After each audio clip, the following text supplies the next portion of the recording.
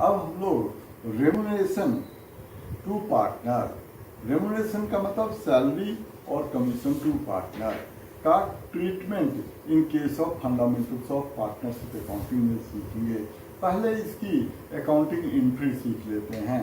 जब फर्म किसी पार्टनर को रेमुनरेशन अलाउ करता है तो फर्म अपनी बुक में इसकी एंट्री करेगा, partners remuneration to partners capital account, partners remuneration account debit to partners capital और करेंट अकाउंट। और फिर इस रेमुनरेशन के अकाउंट को क्लोज करने के लिए entry pass, second entry pass करनी होगी, profit and loss appropriation account debit to partners remuneration. अब इसका कैलकुलेशन बहुत इंपॉर्टेंट है। इसके दो बातें होती हैं पार्टनर्स रेमुनरेशन के कैलकुलेशन में कि बिफोर चार्जिंग सच कमीशन और आफ्टर चार्जिंग सच कमीशन।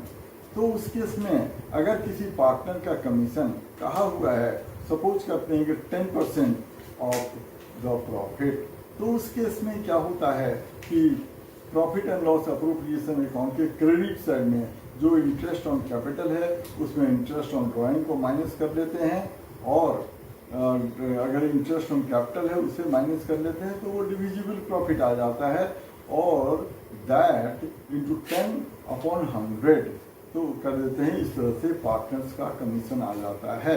ये एक अप्रोप्रिएशन होता है, याद रखेंगे कि ये इसलिए अप्रोप्रिएशन अकाउंट में आता है।